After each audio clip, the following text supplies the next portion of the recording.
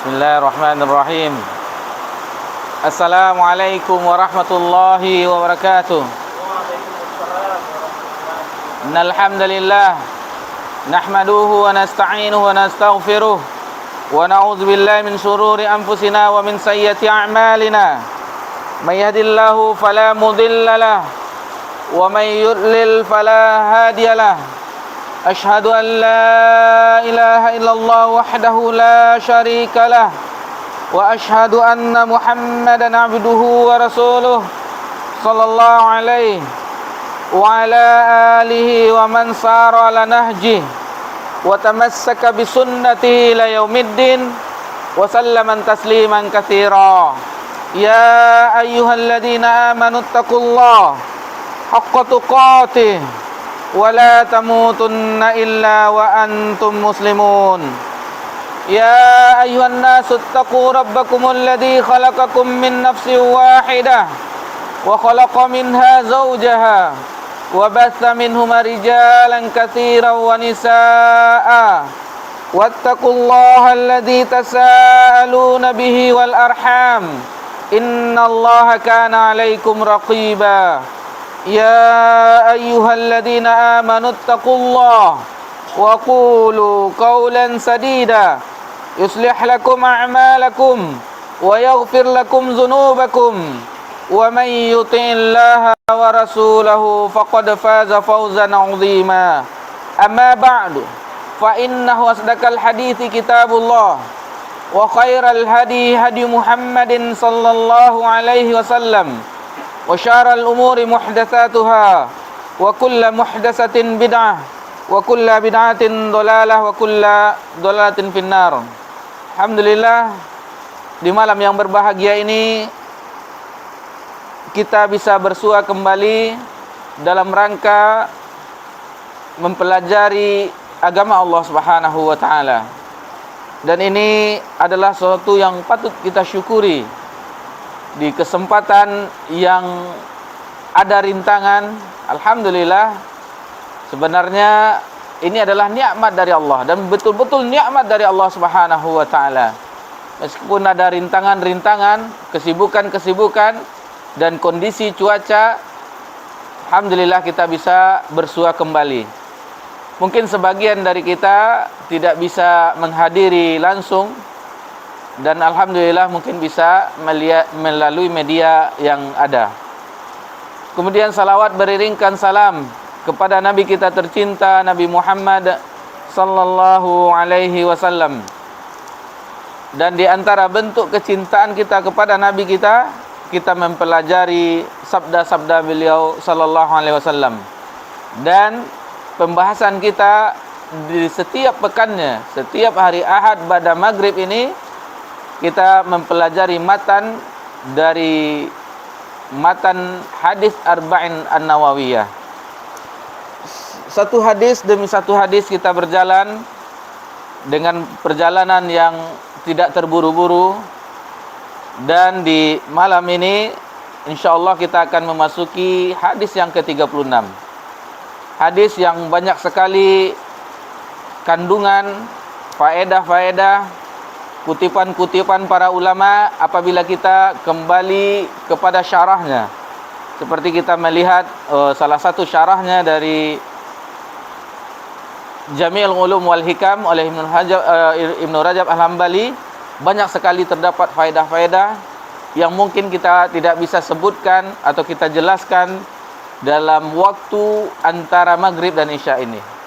Namun meskipun demikian, walaupun tidak seluruhnya, mudah-mudahan kutipan-kutipan yang kita petik dari syarah tersebut, dan kita juga terkadang mengambil referensi dari yang lain atau dari kitab yang ada di depan kita, Qawaid wa Faid min Arba'in An-Nawawiyah. Terkadang kita campur-campur, tidak mesti satu kitab, akan tetapi kita terkadang kita ambil dari sini sebagian, sehingga alhamdulillah bisa diambil pokok-pokok dari pembahasan kutipan-kutipan yang bisa kita ambil pelajaran.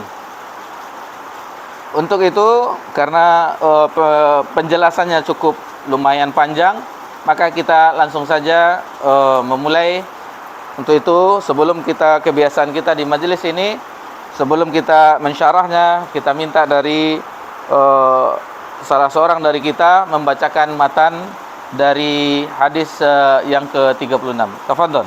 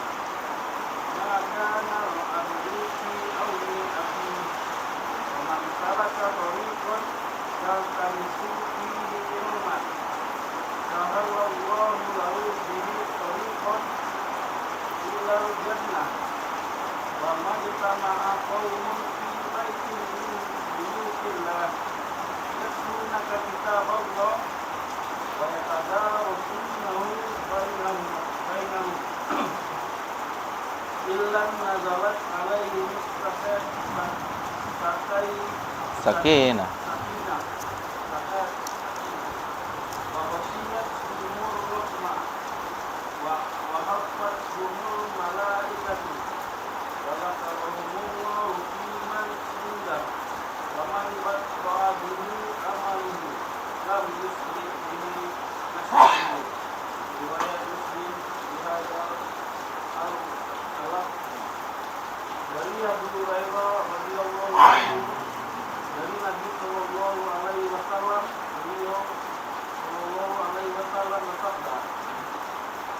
Barang siapa yang melapangkan satu kesusahan di dunia dari seorang muslim, maka Allah akan melapangkan darinya satu kesusahan di hari kiamat.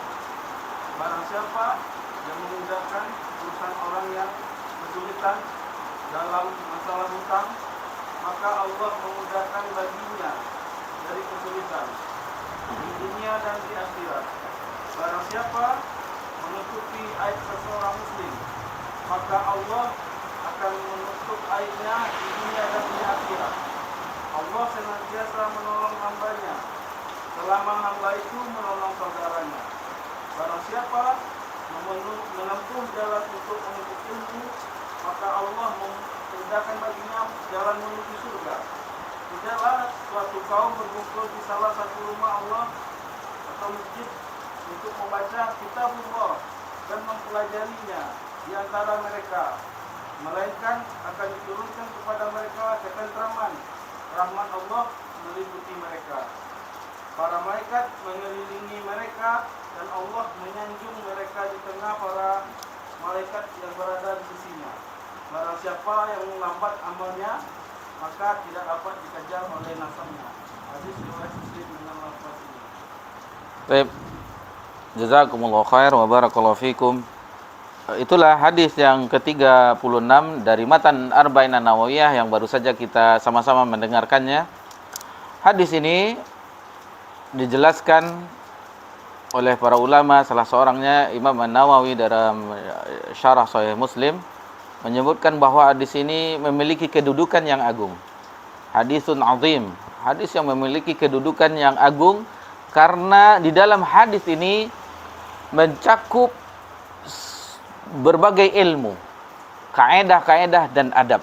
Perhatikanlah, yang tadi baru saja kita mendengarkan bacaan matannya dan terjemahannya. Bagaimana seseorang dengan adabnya sesama kaum muslimin terhadap saudaranya, ada ukhuwah di sana.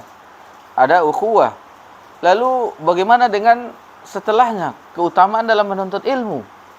Lalu dengan amalan, seperti di akhir hadis, wa man bata'a bihi amalu lam yusri' bihi nasabu. Jadi mencakup banyak sekali faedah-faedah ilmiah, kaedah-kaedah dan adab-adab di dalamnya. Di hadis ini hadis yang sangat agung. Kita sering mendengar kutipan-kutipan, salah satunya barang siapa man salaka tariqan yaltamisu bihi ilman sahalallahu bihi tariqan ilal jannah, itu sering kita mendengarnya. Akan tetapi kita tidak tahu di mana letaknya. Alhamdulillah dengan mempelajari ini, oh ternyata ada di matan Arba'in An-Nawawiyah, diriwayatkan oleh Imam Muslim di dalam sahihnya. Ini salah satu ilmu yang mungkin kita tidak menyadarinya, namun kita mendengar ayat, tetapi ini kita tahu wa qur rabbi zidni ilma. Kita mengetahui ayat itu, tapi kita tidak mengetahui di mana ya. Ketika kita mengetahui ternyata dalam surat Toha, itu bertambah juga ilmu kita. Jadi senantiasa kita menempuh perjalanan dalam rangka menuntut ilmu, maka Allah mudahkan semuanya. Baik itu bertambahnya pemahaman kita, bertambahnya ketawaduan kita, bertambahnya amalan kita, bertambahnya rasa takut kita kepada Allah Subhanahu wa taala. Itulah ilmu yang nafi', ilmu yang bermanfaat bagi orang yang mau berusaha. Itu insyaallah akan kita jelaskan. Mudah-mudahan dengan penjelasan ini membangkitkan ghirah, semangat kita lagi di dalam mempelajari agama Allah Subhanahu wa taala. Jadi hadis ini dari Abu Hurairah radhiyallahu anhu, sahabat yang mulia, dan lebih dari 5 hadis, kalau tidak salah sudah sering kita membawakan hadis dari beliau. Abdurrahman bin Sakhar Ad-Dawsi, banyak sekali, apalagi di kitab-kitab hadis yang lain. Di matan ini saja banyak sekali beliau terdapat disebut nama beliau di dalam hadis-hadis yang dikumpulkan di matan Arba'in An-Nawawiyah. Semoga Allah meridhoinya. Anin Nabi sallallahu alaihi wasallam, dari Nabi sallallahu alaihi wasallam, man nafasa an mu'minin kurbatan min kurabid dunya nafasallahu anhu kurbatan min kurabi yaumil qiyamah. Barang siapa, kalau di riwayat yang lain ada bukan man nafasa, man faraja. Ada riwayat-riwayat yang lain yang menjelaskan tentang beberapa lafaz.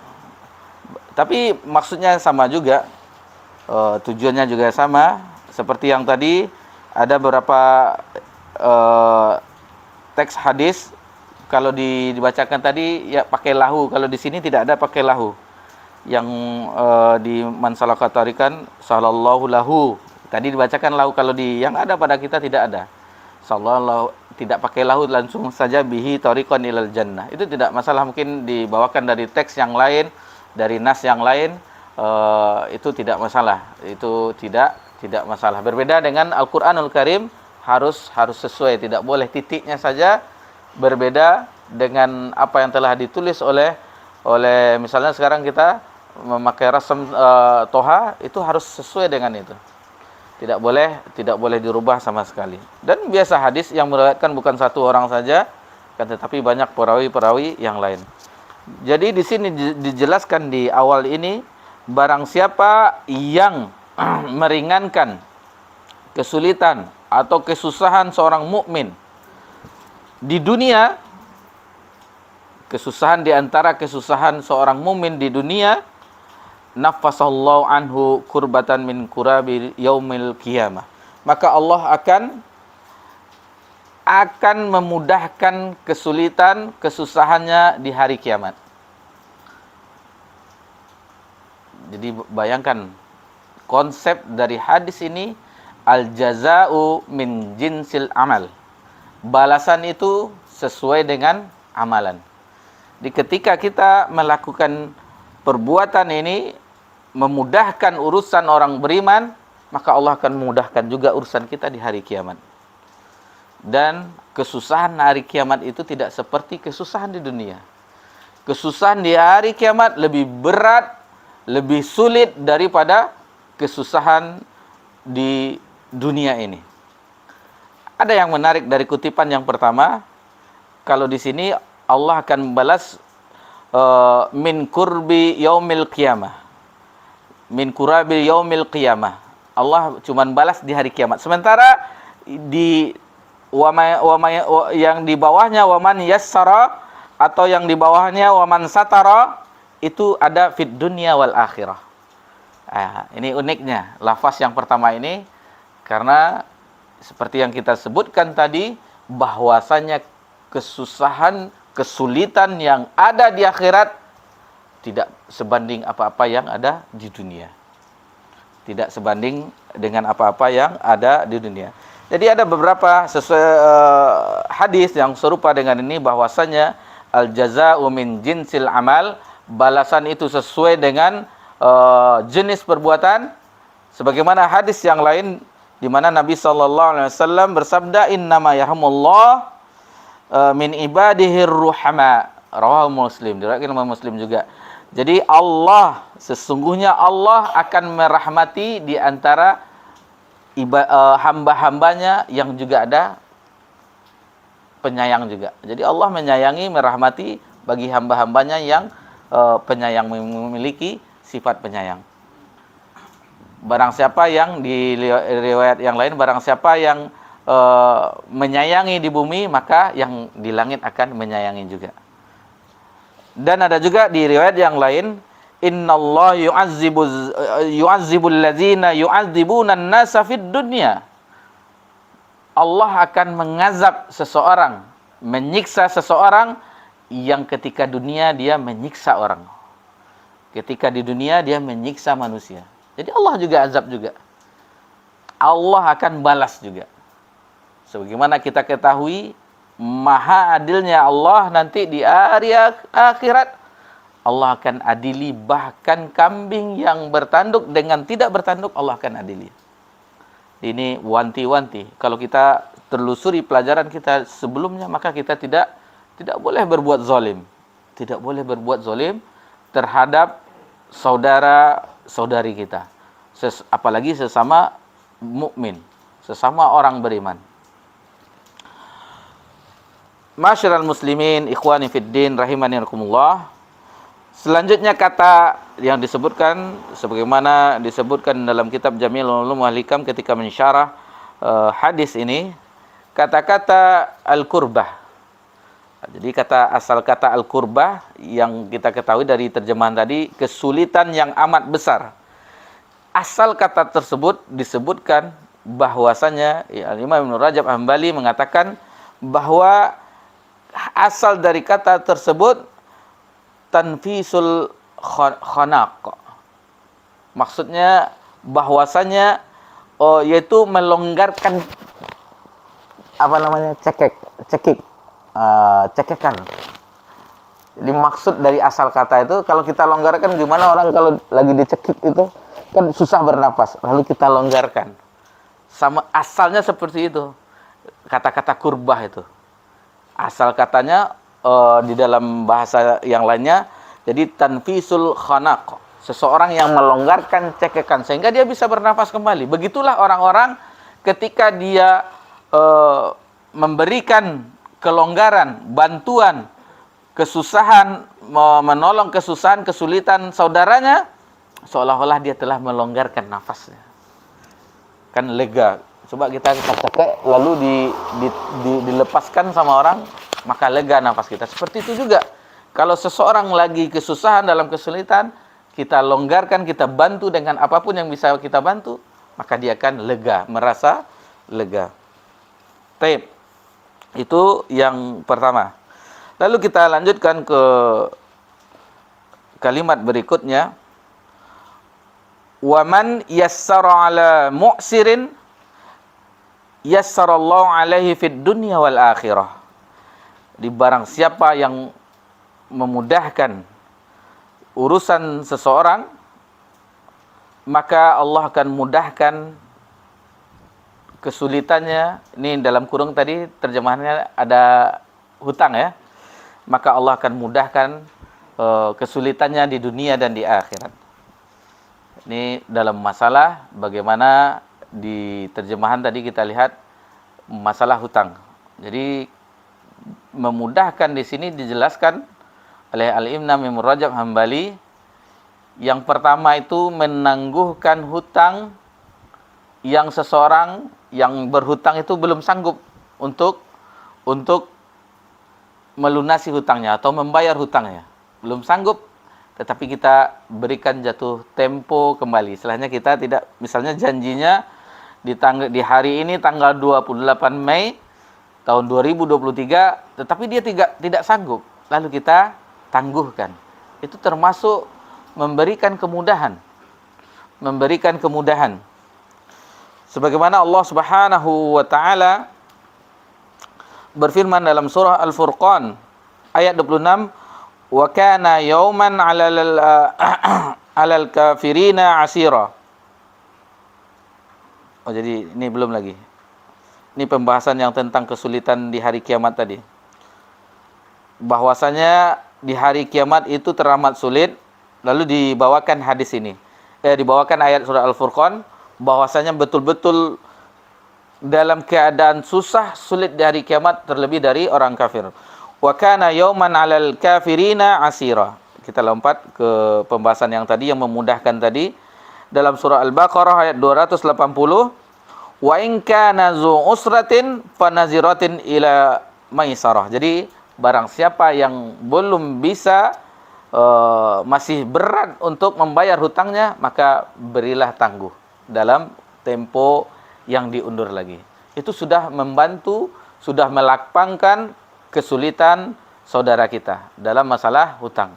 Masih banyak sebenarnya urusan-urusan, apalagi kalau kita perhatikan, mudah-mudahan orang-orang yang ada di birokrasi mengurus, kalau kita surat menyurat, itu banyak sekali kita kasihan yang orang-orang tua atau orang-orang yang tidak tahu menahu, belum pernah mengurus. Jadi akhirnya bolak-balik tidak selesai-selesai. Alhamdulillah bagi yang mau bertanya, bagi bagaimana dia mengetahui atau pernah mengurus sebelumnya, maka itu sangatlah mudah. Namun bagi orang-orang yang tidak mengetahui ilmunya, apapun urusan birokrasi di negeri kita ini sangatlah susah. Apakah mereka tidak khawatir tentang bagaimana urusan nanti di hari kiamat? Jadi bagi orang-orang yang berada dalam urusan-urusan publik istilahnya, berhubungan dengan masyarakat, baik dia sebagai mulai dari bawah RT RW sampai ke atas, mudahkan saja. Ada orang minta surat ini, tapi lihat dulu apa maslahat, atau untuk kemaksiatan misalnya, atau untuk kebohongan, itu jangan. Kita lihat seandainya itu bermanfaat untuk birokrasi yang lainnya, maka itu tidak masalah. Seperti pengurusan pernikahan atau segala macam, cepat itu dicepatkan, diselesaikan, atau mengurus KTP, semuanya SIM dan segala macamnya, semoga itu dimudahkan semuanya. Itu apa kita berbalik-balik, besok balik lagi ini segala macamnya, akhir-akhirnya ya ujungnya itu mau cepat, bayarnya lebih. Dan ini sudah kita ketahui bersama-sama. Mau cepat, bayar lebih. Atau pakai calo. Seandainya mereka mengetahui bagaimana memudahkan urusan orang di dunia, Allah akan mudahkan urusannya, baik itu di dunia dan di akhirat. Adapun yang kedua, yang tadi tentang orang yang berhutang ditangguhkan temponya, yaitu dengan menghapus hutangnya. Ini menghapus hutangnya. Jadi betul-betul orang yang paham sekali keadaan saudaranya. Dia mengetahui saudaranya tidak mungkin mampu membayarnya, akhirnya sudah direlakan, diikhlaskan, sudah dianggap lunas. Tetapi ini bukan orang-orang seperti kita yang bisa melakukannya. Pernah teringat salah satu kajian salah satu ustadz,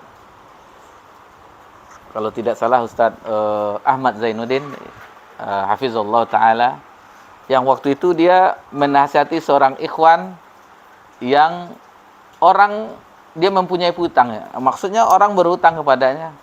Lalu dinasihati oleh Ustadz, sudah Pak, ikhlaskan saja.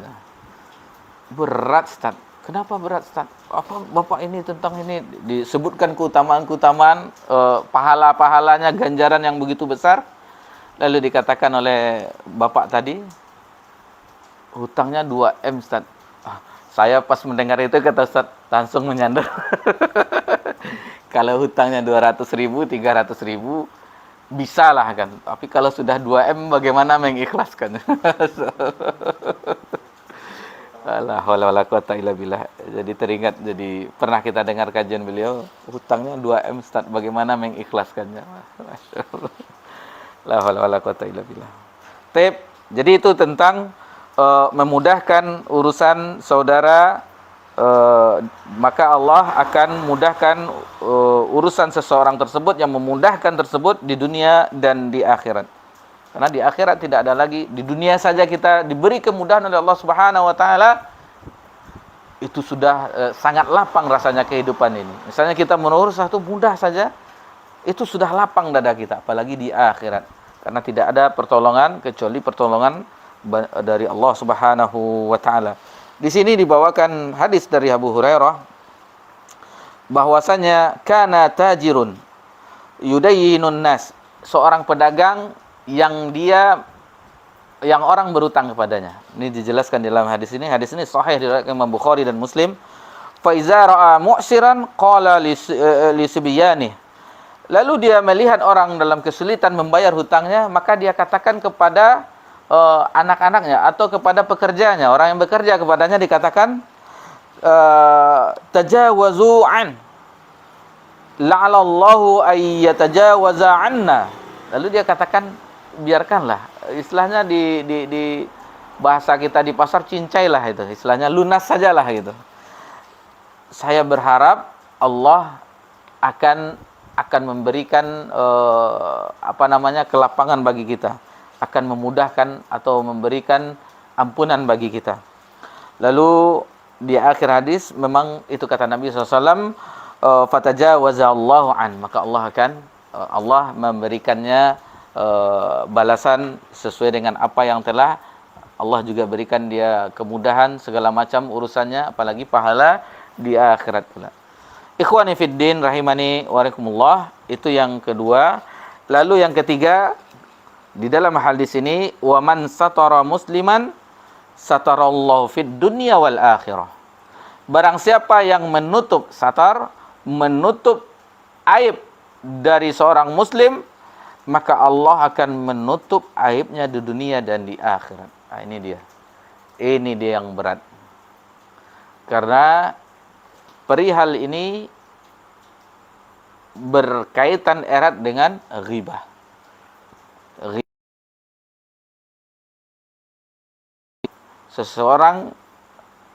Sehingga seseorang itu tidak suka mendengarnya, tidak menyukai apa yang disebutkan, yang dibeberkan kepada orang lain.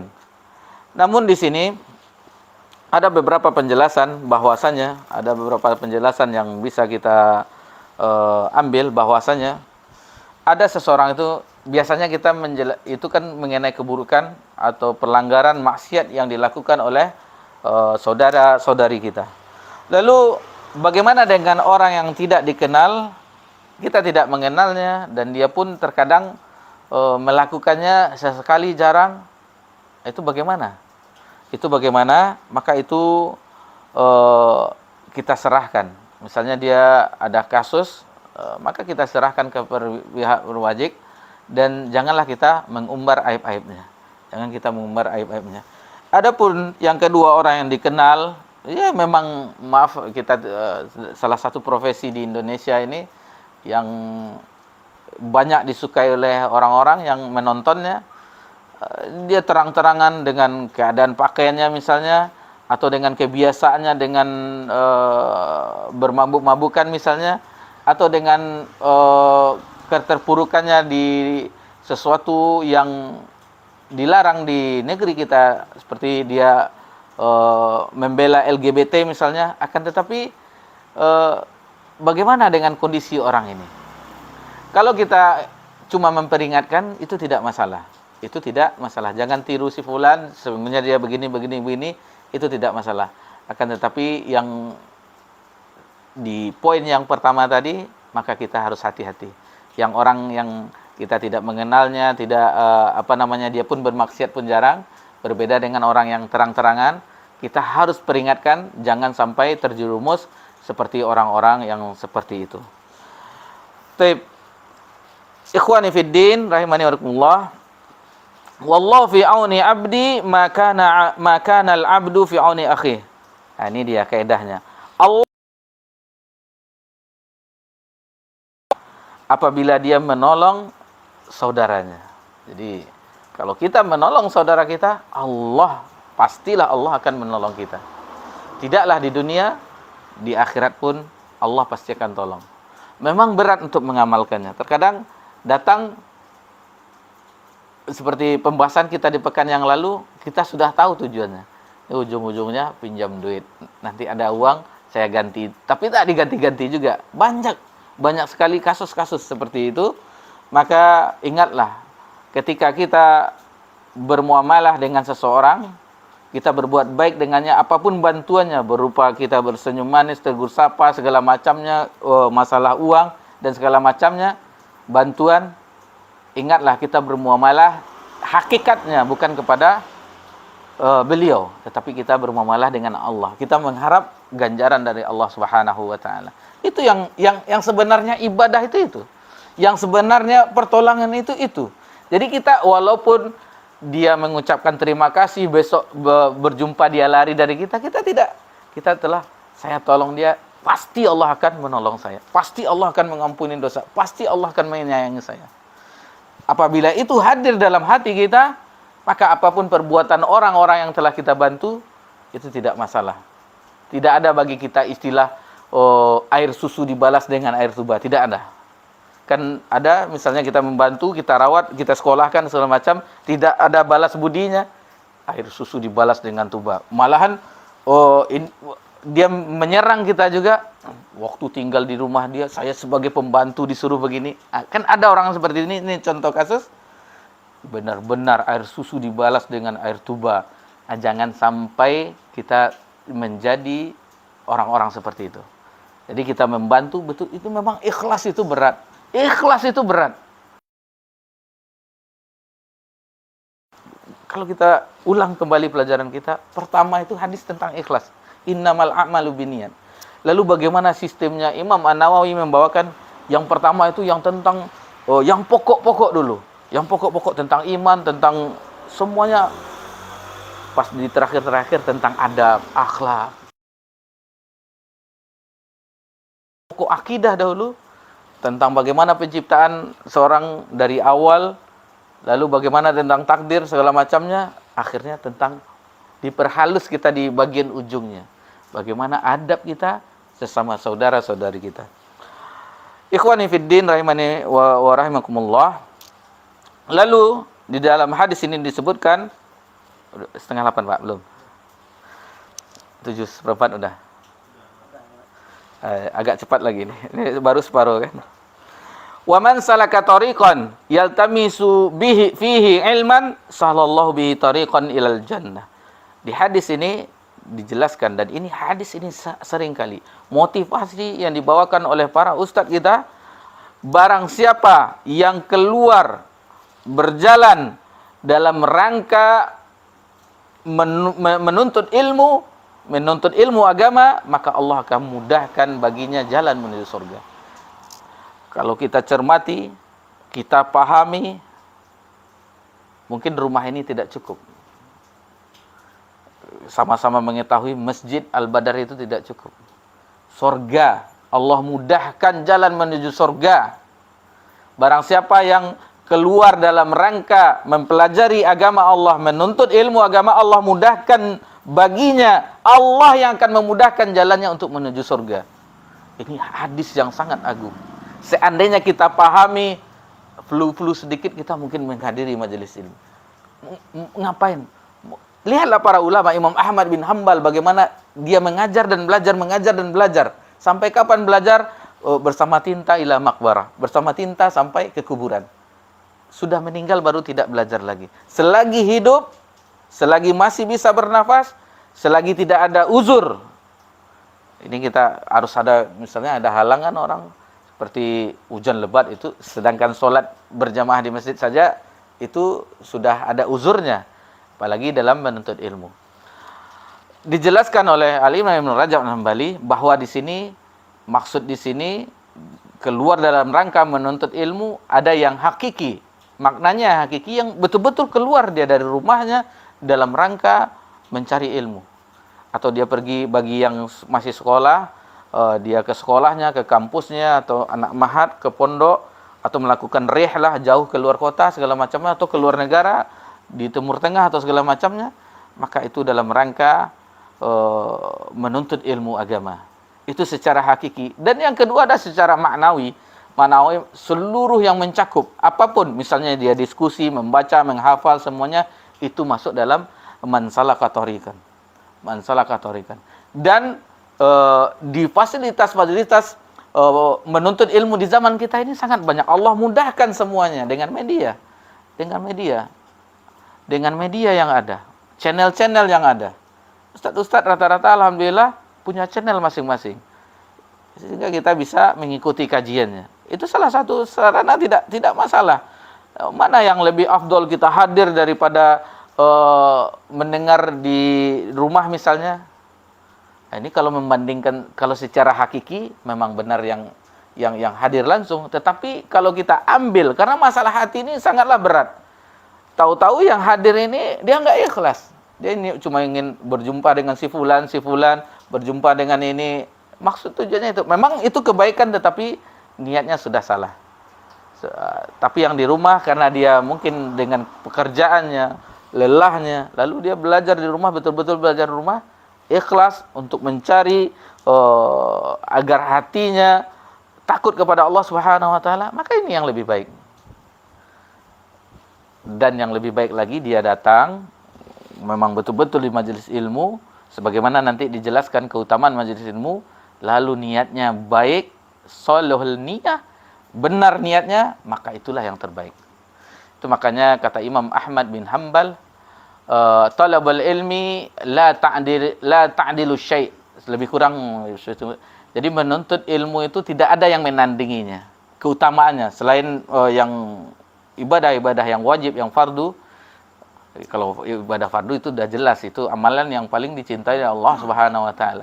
Yang setelah salat fardu, yang ibadah-ibadah fardu, selain dari rukun Islam tersebut, misalnya salat, puasa, haji, segala macamnya, syahadat tersebut, maka yang lebih afdal kata Imam Ahmad bin Hanbal adalah talabul ilm. Adalah belajar menuntut ilmu agama syar'i. Agama ya, maksudnya ilmu di sini bukan ilmu selain ilmu agama. Kita kalau dalam majelis kita, konteks kita adalah ilmu agama, ilmu syar'i. Kata Imam Ahmad di ujungnya, iza sholahul niyah, jika niatnya baik. Itu dia. Jadi masalah niat ini juga baik. Dan ini pernah kita singgung waktu pemaparan makalah kita. Lalu bagaimana kita kan calon doktor waktu itu di kampus, ada pemaparan makalah. Dan pertanyaan itu hadir kepada kita, ditujukan kepada kita tentang masalah niat. Masalah niat, apakah kita tidak boleh memakai gelar kita doktor, profesor atau segala macam? Itu tidak masalah. Cuman yang niat yang betul-betulnya kita bukan untuk mencari gelar, bukan, tetapi untuk menambahkan ketakwaan kita kepada Allah Subhanahu wa taala. Alhamdulillah kita itu profesor lama lihatnya kita. Lama lihatnya alhamdulillah. Waktu tampil makalah waktu itu. Alhamdulillah. Baik, ma'asyiral muslimin rahimani wa rahimakumullah. Selanjutnya di dalam hadis ini, dan ini banyak sekali keutamaan ilmu, kita tidak bahas lagi. Yarfa'il ladzina amanu minkum wal ladzina utul ilma darajat, hal yastawil ladzina ya'maluna wal ladzina ya'lamun. Apakah sama orang yang mengetahui dengan tidak mengetahui, dan berapa banyak sekali keutamaan-keutamaannya. Kita lewatkan saja, itu sudah kita yakin kita sudah mengetahuinya. Lalu wa majtama'a qaumun fi baitin min buyutillah. Jadi sesuatu kaum yang mereka berkumpul di salah satu rumah-rumah Allah. Rumah-rumah Allah nih. Ini keutamaan majelis ilmu di rumah-rumah Allah. Di keadaan kita sekarang alhamdulillah, syukuri saja. Yatsluna kitab Allah, yang membacakan kitab Allah, kitabullah wa yatadarasunahu bainahum, dan mereka tadarus saling mempelajarinya di antara mereka. Ini dia, ada 4 disebutkan. Illa nazalat alaihim sakinah, Allah akan turunkan kepadanya ketenangan. Nanti ada saudara kita tenang nih kan majelis ilmu. Buktinya ketenangan, turun ketenangan. Alhamdulillah. Kalau susah-susah kita istirahat, datang majelis ilmu mudah gitu. Ada ketenangan. Wa ghasiyatuhumur rahmah, maka akan diliputi rahmat, kasih sayang Allah Subhanahu wa taala. Wa hafathumul malaikah, malaikat pun akan menaungi dengan sayapnya. Dan itu kita yakini. Di majelis ilmu malaikat akan menaungi kita, diturunkan, dan itu wajib kita yakini. Ini masalah gaib. Bukankah kita harus beriman terhadap hal yang gaib? Ini kabar dari Nabi kita tercinta sallallahu alaihi wasallam. Wa dzakarahumullahu fi man indah. Lalu Allah akan mengagungkan, menyebut namanya di sisi maksudnya di kalangan malaikat, di penduduk langit. Kita orang viral dengan banyak followernya di dunia, di akun-akunnya. Seandainya kita betul-betul ini, maka kita banyak maksudnya dikenal oleh penduduk langit. Masya Allah, Allahu Akbar. Keutamaan apa lagi yang kita inginkan? Surga dan keutamaan-keutamaan yang lainnya. Yang terakhir, karena sudah terdengar azan, wa man bata'u bihi amaluh lam yusri' bihi nasabuh. Barang siapa yang lambat amalannya, maka nasabnya tidak bisa mempercepatnya. Walaupun dia, bahkan Nabi SAW mengatakan kepada keluarga-keluarganya bahwasanya Nabi tidak ada satu pun bisa menolong mereka di sisi Allah di akhirat nanti di hadapan Allah Subhanahu wa taala. Nabi peringatkan bahwasanya nasab itu tidak bisa mendorong tentang amalannya. Amalan bagi siapa yang beramal, maka dialah yang bisa untuk meraih amalan di akhirat kelak. Karena amalan ini nafs-nafs sendiri-sendiri, itu nanti setelah adanya hisab baru bisa dia memberi syafaat terhadap, itu pun diizinkan oleh Allah Subhanahu wa taala dan diridhoi oleh Allah Subhanahu wa taala. Dan itu tentang hari inilah kita, kalau kita telah mengingat akhirat, maka untuk itulah kita persiapkan dengan belajar, dengan beramal, dengan sabar, dengan semua, dan pelajaran-pelajaran kita tadi membantu saudara kita, melapangkan kesusahannya, maka itu mudah bagi kita. Karena kita tidak mengharapkan balasan dunia, kan, tetapi balasan di sisi Allah Subhanahu wa taala. Demikianlah yang bisa kita jelaskan di malam yang berbahagia ini. Sebenarnya masih banyak sekali pelajaran yang kita, poin-poinnya saja tidak bisa kita sebutkan. Mudah-mudahan dengan yang sedikit ini bisa memotivasi kita kembali di dalam bagaimana perilaku kita terhadap saudara kita, semangatnya kita dalam belajar agama, dan bagaimana kita agar giat beramal. Ayah kita tidak bisa menjamin kita, keluarga kita, keturunan kita, suku kita.